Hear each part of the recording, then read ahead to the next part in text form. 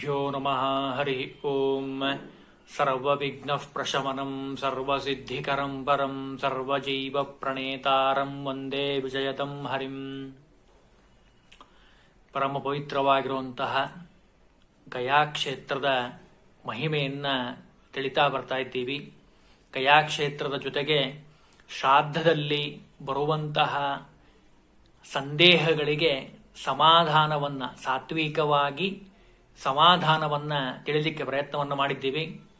ಕುತಪಕಾಲ, ತಿಲ ಮತ್ತು ಮಗಳ ಮಗ ದೌಹಿತ್ರ ಇವರ ಮಹಿಮೆಯನ್ನ, ಅವಶ್ಯಕತೆಯನ್ನ ಶ್ರಾದ್ದದಲ್ಲಿ ವಿಸ್ತಾರವಾಗಿ ನೋಡಿದ್ದೀವಿ.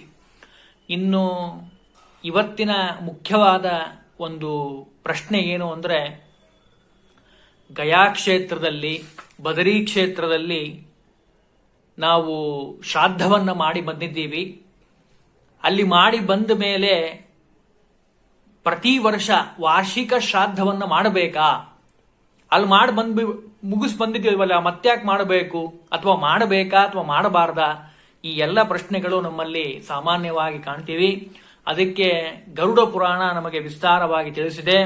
ಗಯಾಶ್ರಾದ್ದಂ ಕೃತೇನಾಪಿ ನ ತ್ಯಾಜ್ಯಂ ಪ್ರತಿವಾರ್ಷಿಕೀಂ. ಗಯಾದಲ್ಲಿ ಹೋಗಿ ಶ್ರಾದ್ದವನ್ನ ಮಾಡಿದ್ರು, ಬದರಿ ಕ್ಷೇತ್ರದಲ್ಲಿ ಶ್ರಾದ್ದವನ್ನ ಮಾಡಿದ್ರು, ಯಾವುದೇ ಕಾರಣಕ್ಕೂ ಪ್ರತಿ ವರ್ಷದಲ್ಲಿ ನಾವು ಮಾಡುವಂತಹ ಶ್ರಾದ್ದವನ್ನ ಬಿಡತಕ್ಕದ್ದಲ್ಲ, ಮಾಡಲೇಬೇಕು. ನೈಮಿತ್ತಿಕಂ ಗಯಾಶ್ರಾದ್ದಂ, ಅಲ್ಲಿ ಮಾಡಿ ಬಂದಿರುವಂತಹದ್ದು ನೈಮಿತ್ತಿಕವಾಗಿರುವಂತಹ ಶ್ರಾದ್ದ. ನಿತ್ಯಂತು ಪ್ರತಿವಾರ್ಷಿಕೀಂ, ನಿತ್ಯದಲ್ಲಿ ಮಾಡುವಂತಹದ್ದು ಪ್ರತಿವಾರ್ಷಿಕವಾಗಿರುವಂತಹ ಶ್ರಾದ್ದ. ಹಾಗಾಗಿ ಯಾವುದೇ ಕಾರಣಕ್ಕೂ ಶ್ರಾದ್ದವನ್ನ ಬಿಡತಕ್ಕದ್ದಲ್ಲ, ಮಾಡಲೇಬೇಕು. ಎಲ್ಲಿವರೆಗೂ ಮಾಡಬೇಕು ಈ ಶ್ರಾದ್ದವನ್ನ ಅಂತ ಕೇಳಿದ್ರೆ, ಯಾವಜ್ಜೀವಮಿದಂ ಸದಾ ಕುರ್ಯಾತ್ ಅಕೃತೆ ದೋಷಭಾಗ್ ಭವೇತ್. ಶ್ರಾದ್ದ ಕರ್ತೃ ಊಟ ಮಾಡೋ ತನಕ, ಎಲ್ಲಿವರೆಗೂ ಅವನಿಗೆ ಊಟ ಮಾಡಲಿಕ್ಕೆ ಶಕ್ತಿ ಇದೆನೋ ಅಲ್ಲಿವರೆಗೂ ತನ್ನ ತಂದೆಯ ಪ್ರೀತ್ಯರ್ಥಕವಾಗಿ ಪ್ರತಿ ವರ್ಷ ಶ್ರಾದ್ದವನ್ನ ಮಾಡಲೇಬೇಕು. ಪಿಂಡ ಪ್ರದಾನ ಮುಖಾಂತರವಾಗಿ ಶ್ರಾದ್ದವನ್ನ ಮಾಡಬೇಕು, ಯಾವುದೇ ಕಾರಣಕ್ಕೂ ಬಿಡೋ ಹಾಗಿಲ್ಲ. ಅದು ಶ್ರಾದ್ದದ ಒಂದು ಪರಿಕಲ್ಪನೆ. ಶ್ರಾದ್ದವನ್ನ ಮಾಡಲೇಬೇಕು. ನಾವು ಗಯಾದಲ್ಲಿ ಮಾಡಿ ಬಂದಿದ್ದೀವಿ, ಬದರಿ ಕ್ಷೇತ್ರದಲ್ಲಿ ಮಾಡಿದ್ದೀವಿ, ದ್ವಾರಕಾದಲ್ಲಿ ಮಾಡಿದ್ದೀವಿ ಅಂತ ತೀರ್ಥಕ್ಷೇತ್ರದಲ್ಲಿ ಪ್ರತಿ ವರ್ಷದ ಶ್ರಾದ್ದವನ್ನ ಬಿಡೋ ಹಾಗಿಲ್ಲ, ಪ್ರತಿ ವರ್ಷ ಮಾಡಲೇಬೇಕು. ಇದು ಗರುಡ ಪುರಾಣ ನಮಗೆ ತಿಳಿಸಿಕೊಟ್ಟಿರುವಂಥದ್ದು ಅಂತ ಹೇಳ್ತಾರೆ. ಇನ್ನು ಮುಖ್ಯವಾಗಿ ಮಹಾಲಯ ಅಂತ ಕರೀತಾರೆ. ಮಹಾಲಯ ವಿಧಿ, ಮಹಾಲಯವನ್ನ ಯಾವ ರೀತಿಯಾಗಿ ಆಚರಣೆಯನ್ನು ಮಾಡಬೇಕು. ಮಹಾಲಯ ಅಂತ ಯಾಕೆ ಕರೀತಾರೆ? ಯಾವ ಮಾಸಕ್ಕೆ ಮಹಾಲಯ ಅಂತ ಕರೀತಾರೆ? ಆಷಾಢ ಮಾಸದಿಂದ ಪ್ರಾರಂಭ ಮಾಡಿಕೊಂಡು 5ನೇ ಪಕ್ಷವಾಗಿರುವಂತಹ ಭಾದ್ರಪದ ಬಹುಳ ಕೃಷ್ಣ ಪಕ್ಷವನ್ನ ನಾವು ಅಪರ ಪಕ್ಷ, ಪಿತೃಪಕ್ಷ ಅಂತ ಹೇಳ್ತೀವಿ. ಕನ್ಯಾ ರಾಶಿಯಲ್ಲಿ ಸೂರ್ಯ ಬಂದಿರುವಂತಹ ಸಮಯ ಇದ್ರೆ ಇನ್ನೂ ವಿಶೇಷ. ಆಗ ಪಿತೃಪಿತಾಮಹಾದಿಗಳಿಗೆ ಪಕ್ಷ ಶ್ರಾದ್ದವನ್ನು ಮಾಡಬೇಕು ಅಂತ ಶ್ರಾದ್ದದ ಒಂದು ನಿಯಮ. ಹಾಗಾದ್ರೆ ಈ ಪಕ್ಷವನ್ನ ಮಾಡಬೇಕಾದ್ರೆ ಕೆಲವೊಂದು ನಿಯಮಗಳನ್ನ, ಕೆಲವೊಂದು ವಿಷಯಗಳನ್ನ ತಿಳಿದುಕೊಳ್ಳಬೇಕಾಗಿರುವಂಥದ್ದು ಅತ್ಯವಶ್ಯಕವಾಗಿರುವಂಥದ್ದು. ಶ್ರಾದ್ದ ಅಂತ ಯಾರು ಮಾಡ್ತಾರೋ ಅವರೆಲ್ಲರಿಗೂ ಈ ವಿಷಯ ಅತ್ಯಂತ ಮಹತ್ವವಾಗಿರುವಂಥದ್ದು. ಯಾರು ಶ್ರಾದ್ದವನ್ನ ಮಾಡ್ತಾರೋ ಅವರಿಗೆ ವಿಶೇಷವಾಗಿ ಸಂತಾನ ಸಂಪತ್ತು, ವಿಶೇಷವಾಗಿ ಆ ಪಿತೃಪಿತಾಮಹಾದಿಗಳಲ್ಲಿರುವಂತಹ ಭಗವಂತನ ಅನುಗ್ರಹದಿಂದ ದೊರೆಯುತ್ತೆ ಅಂತ ಶಾಸ್ತ್ರ ಹೇಳ್ತದೆ. ಹಾಗಾದ್ರೆ ಶ್ರಾದ್ದಕ್ಕೆ ಸಂಬಂಧಪಟ್ಟ ಹಾಗೆ, ಪಿತೃಪಕ್ಷಕ್ಕೆ ಸಂಬಂಧಪಟ್ಟ ಹಾಗೆ ಧರ್ಮಸಿಂಧು, ನಿರ್ಣಯ ಸಂಧು, ಕೃಷ್ಣಾಚಾರ್ಯ ಸ್ಮೃತಿಮುಕ್ತಾವಲಿ, ಈ ಎಲ್ಲ ಗ್ರಂಥಗಳ ಆಧಾರದ ಮೇಲೆ ಕೆಲವೊಂದು ವಿಷಯಗಳನ್ನ ತಿಳಿದುಕೊಳ್ಳಿಕ್ಕೆ ಪ್ರಯತ್ನವನ್ನು ಮಾಡಬೇಕು.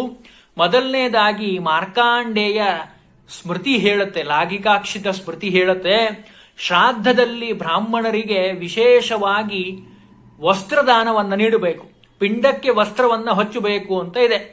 ಅದು ಸಾಧ್ಯ ಆಗಲಿಲ್ಲ ಅಂದ್ರೆ ಯಜ್ಞೋಪವೀತವನ್ನಾದರೂ ಅದರ ನಿಮಿತ್ತಕವಾಗಿ ಕೊಡಬೇಕು.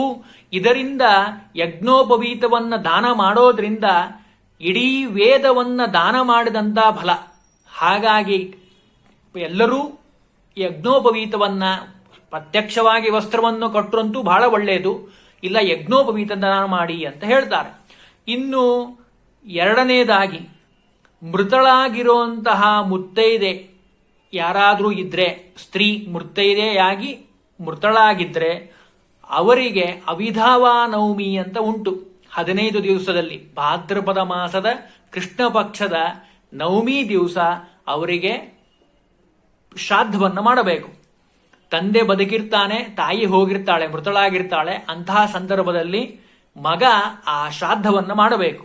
ಇನ್ನು ಚತುರ್ದಶಿ ದಿವಸ ಶಸ್ತ್ರಾಸ್ತ್ರಗಳಿಂದ ಅನ್ಯಾಚುರಲ್ ಆಗಿ ಸತ್ತಿರುವಂಥವ್ರು ಯಾರಾದರೂ ಇದ್ರೆ ಅಪಘಾತದಿಂದ ಅವರಿಗೆ ಘಾತ ಚತುರ್ದಶಿ ದಿವಸ ವಿಶೇಷವಾಗಿ ಪಿಂಡ ಪ್ರದಾನಾದಿಗಳನ್ನು ಮಾಡಬೇಕು.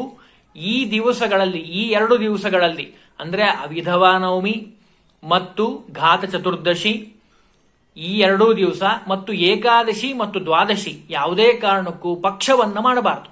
ಬೇರೆಯವರು ಅಕಸ್ಮಾತ್ ಆಗಿ ಈ ತಿಥಿಗಳಲ್ಲೇನಾದರೂ ಮೃತರಾಗಿದ್ರೆ, ಯಾರೇ ಮೃತರಾಗಿದ್ರು ಅವರ ಶ್ರಾದ್ದವನ್ನು ಮಾಡಲೇಬೇಕೇ ಹೊರತು ಯಾವುದೇ ಕಾರಣಕ್ಕೂ ಪಕ್ಷವನ್ನು ಮಾಡಬಾರದು ಅಂತ ಹೇಳ್ತಾರೆ. ಇನ್ನು ಬೇರೆ ದಿವಸಗಳಲ್ಲಿ ಈ 15 ದಿವಸನೂ ಶ್ರಾದ್ದವನ್ನು ಮಾಡಬೇಕು. ಅವತ್ತು ಮಾಡ್ಲಿಕ್ಕೆ ಆಗದೇ ಇದ್ದವ್ರು ಏನ್ ಮಾಡಬೇಕು, ಅದಕ್ಕೆ ಅವಕಾಶ ಏನು ಅಂತ ಕೇಳಿದ್ರೆ ಭರಣಿ ನಕ್ಷತ್ರದ ದಿವಸ ಪಕ್ಷವನ್ನು ಮಾಡಬೇಕು. ಆಗಲಿಲ್ಲ ಅಂದ್ರೆ ಅಷ್ಟಮಿ ದಿವಸ ಪಕ್ಷವನ್ನು ಮಾಡಬೇಕು.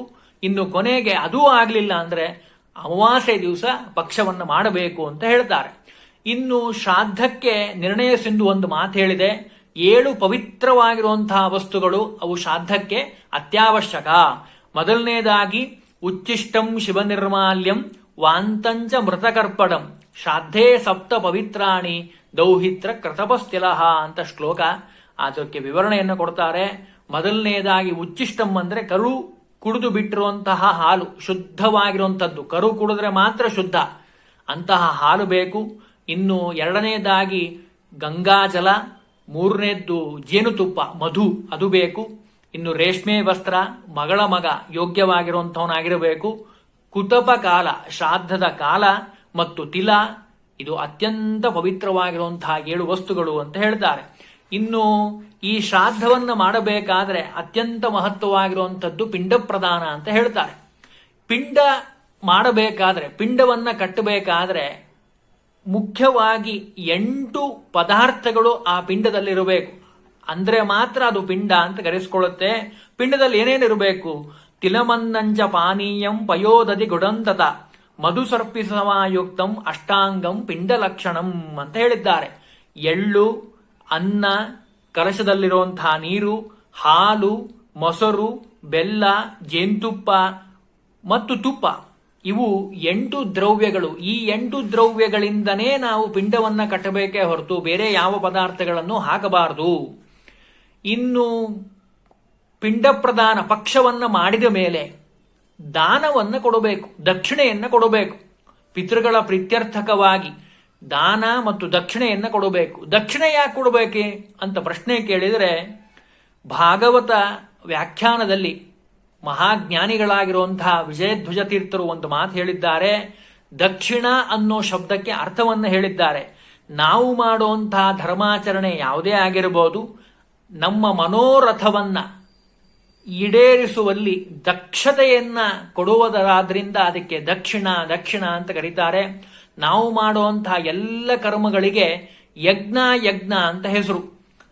ಪಿತೃಯಜ್ಞ, ಮಾತೃಯಜ್ಞ ಅಂತ ಕರೀತಾರೆ. ಹೋಮ ಮಾಡಿದ್ರೂ ಸರಿ, ಇನ್ನು ಈ ಪಿಂಡ ಪ್ರದಾನಾದಿ ಕರ್ಮಗಳನ್ನ ಮಾಡಿದ್ರೂ ಸರಿ, ಅದಕ್ಕೆ ಯಜ್ಞ ಅಂತ ಕರೀತಾರೆ. ಯಜ್ಞನಾಮಕನಾಗಿರುವಂತವನು ಭಗವಂತ. ಈ ಯಜ್ಞನಾಮಕನಾಗಿರುವಂತಹ ಭಗವಂತನ ಮಡದಿಯ ಹೆಂಡತಿಯ ಲಕ್ಷ್ಮೀ ರೂಪ ಅದು ದಕ್ಷಿಣ ಅಂತ ಕರೆಸ್ಕೊಳ್ಳುತ್ತೆ. ದಕ್ಷಿಣೆಯನ್ನ ಕೊಡದೆ ನೀವು ಯಾವ ಕರ್ಮಗಳನ್ನ ಮಾಡಿದ್ರೂ ಏನೂ ಪ್ರಯೋಜನ ಇಲ್ಲ. ದಕ್ಷಿಣೆಯನ್ನ ಕೊಡಲೇಬೇಕು. ದಕ್ಷಿಣೆ ಅತ್ಯಂತ ಮಹತ್ವವಾಗಿರುವಂಥದ್ದು ಅಂತ ಹೇಳ್ತಾರೆ. ದಕ್ಷಿಣೆ ದಾನವನ್ನ ಎಷ್ಟರ ಮಟ್ಟಿಗೆ ಅಂತ ಹೇಳಿದ್ರೆ, ದಾನ ಅಂತ ಏನ್ ಕರಿತೀವಲ್ಲ ಅದು ವರದಾನ ನಮಗೆ. ಕಲಿಯುಗದಲ್ಲಿ ದಾನ ಮತ್ತು ಗಾನ 2 ಮಾಡಿದರೆ ಸಾಕಂತೆ ಭಗವಂತ ವಿಶೇಷವಾಗಿ ಸಂತೃಪ್ತಿಯನ್ನ ಹೊಂತಾನೆ.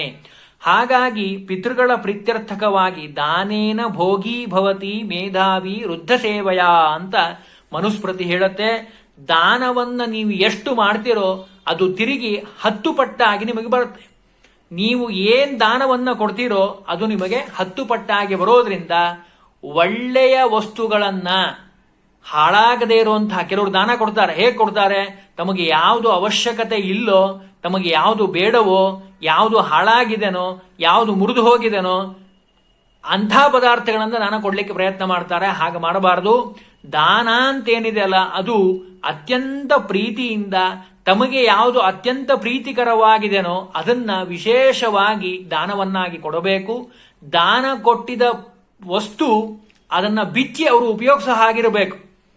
ಮುರಿದು ಹೋಗಿದ್ದು, ಹಾಳಾಗಿದ್ದು, ಕೆಟ್ಟು ಹೋಗಿರುವಂಥದ್ದು ದಾನ ಮಾಡಬಾರದು. ಶುದ್ಧವಾಗಿ ನೀವು ಕೊಟ್ಟಿರುವಂತಹ ಪದಾರ್ಥಗಳನ್ನ, ಅದು ವಸ್ತ್ರವೋ ದಾನ ಯಾವುದೇ ಪದಾರ್ಥಗಳಾಗಿರ್ಬೋದು, ಅಕ್ಕಿ, ಬೇಳೆ, ಬೆಲ್ಲ, ಹಾಲು, ಮೊಸರು, ತುಪ್ಪ, ಜೇನುತುಪ್ಪ, ಸಕ್ಕರೆ, ಯಾವ ಪದಾರ್ಥಗಳಾಗಿರ್ಬೋದು ಅದನ್ನ ಅವರು ಬಿಚ್ಚಿ ಉಪಯೋಗಿಸೋ ಹಾಗಿರಬೇಕು. ಅಂತಹ ದಾನವನ್ನು ಕೊಟ್ಟಾಗ ಮಾತ್ರ ಪಿತೃದೇವತೆಗಳು ಪ್ರೀತರಾಗಲಿಕ್ಕೆ ಸಾಧ್ಯ ಅಂತ ಹೇಳ್ತಾರೆ.